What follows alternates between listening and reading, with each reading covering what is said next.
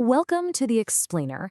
Now, since you're tuning in, you're probably already intimately familiar with Madhyamaka, right? The radical middle way of Nagarjuna. You know exactly how it systematically dismantles our clinging to inherent existence. But what if I told you that in the 20th century, a Western scientific discipline arrived at a remarkably similar deconstructive therapy, completely independently? Okay, let's dive into this. Today, we're comparing general semantics and Madhyamaka, exploring a fascinating Western structural mirror to Nagarjuna's thought. Real quick, here's our roadmap for today's dialectical journey. First, we'll look at this surprising Western parallel. Second, we're deconstructing identity and swabhava. Third, we'll explore maps and the two truths. Fourth, processes versus deconstructed triads. And finally, we'll look at the ultimate metaphysical chasm where these two systems part ways. All right, Section 1, a surprising Western parallel. Honestly, it's just truly remarkable to consider that 20th century scientific linguistics built a framework that acts as a cognitive therapy, so closely mirroring the goals of Madhyamaka. So, just to set a baseline here, we need to introduce general semantics. It was founded by Alfred Korzybski, and look, this isn't just some dry study of grammar. It's an entire discipline that diagnoses human suffering and delusion as a cognitive disorder, one that's fundamentally rooted in the structure of our natural language. Basically, Korzybski argued that our language literally forces us to hallucinate a world of static, isolated entities that simply doesn't exist in physical reality. Now, when we place these two traditions side by side, the alignment on the core diagnosis of human suffering is absolutely stunning. As experts in Madhyamaka, you already know that suffering arises from prapañca, conceptual proliferation, and the reification of those concepts. Well, general semantics diagnoses the exact same root cause. They argue suffering arises from linguistic structural flaws and from confusing our mental maps for the actual territory of reality. Crucially, both of these are deconstructive anti-philosophies. They aren't handing you a new dogmatic truth to cling to, because let's face it, we have plenty of those already. Instead, they give you rigorous tools to dismantle the dogmas and concepts that you're already trapped by. Moving on to Section 2, deconstructing identity and swabhava. This brings us to our first major point of convergence, their shared attack on the human projection of permanent essence. And this brilliantly illustrates how both systems actually operate. What Nāgārjuna famously dismantles as swabhava, inherent existence or own nature, Korzybski diagnoses as a neurological glitch caused by the word is. Think about it. When we say John is a criminal, general semantics points out that we linguistically freeze John. We treat criminal as an inherent, unchanging property rather than just a temporary description of a past event. Both systems completely agree here. Things do not have localized, independent essences. The identity we perceive, it's artificially imputed by our language. Which leads us perfectly to Korzybski's most famous maxim, the map is not the territory. In the context of Madhyamaka, you can really think of this as a modern articulation of conventional labeling. We need maps, words, labels, concepts to navigate conventional reality. But the very second we mistake our verbal map for the ultimate reality, bam, we plunge right back into samsaric delusion. But here's where we really need to pause and ask a critical question. If the map is not the territory, what exactly is the territory? This question is going to set up a really profound nuance regarding how both of these systems treat emptiness and absolute reality. So, Section 3, Maps and the Two Truths. Let's look closely at how Korzybski's map and territory distinction aligns directly with the two truths doctrine. When mapping these dimensions side by side, everyday language and high-level abstractions act as our conceptual map. So this is samriddhi, conventional truth. Then we have the corrective map. In general semantics, these are tools like E', which actually bans the verb to be to cure mental rigidity. In Madhyamaka, this is shunyata, emptiness. Yes, emptiness is a map. It's a medicine used to cure the mind of its attachment to inherent existence. But neither system stops there, right? Beneath the maps lies the silent, unstatable territory. In general semantics, it's the direct, submicroscopic level of experience before words even enter the picture.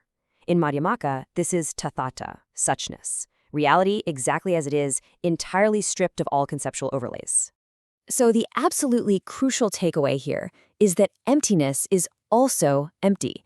It's not the ultimate destination, and it's definitely not some hidden metaphysical backdrop.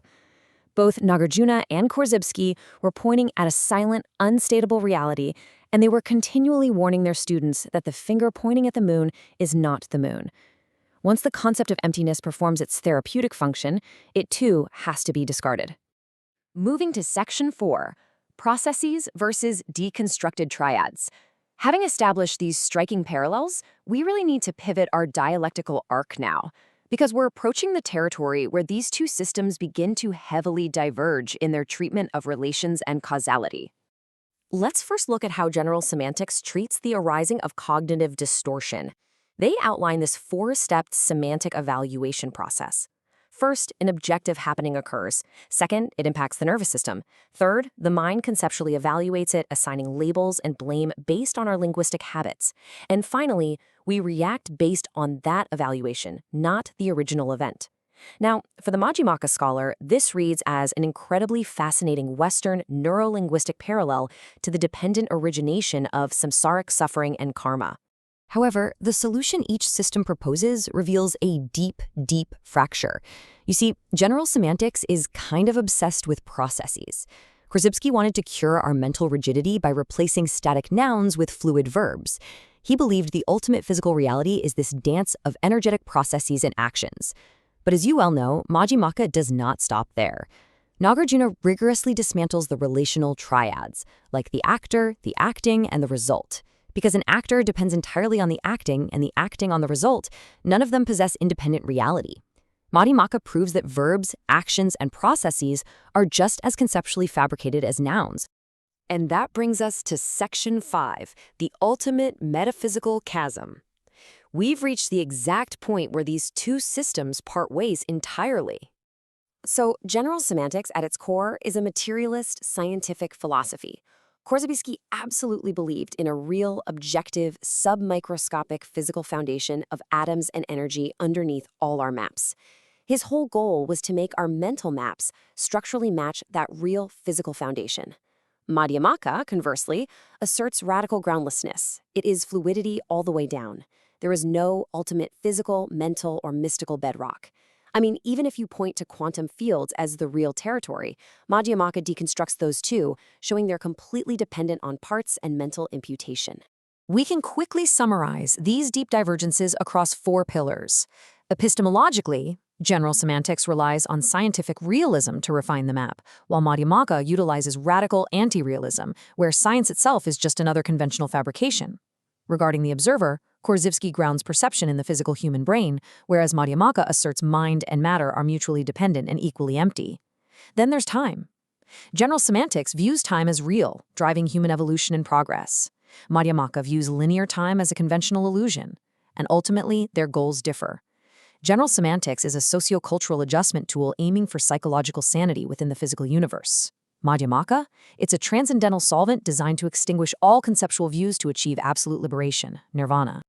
Which actually brings us to a really beautiful, subtle nuance. General semantics teaches us that we are not fixed nouns, but Madhyamaka reminds us that we are also not dynamic verbs.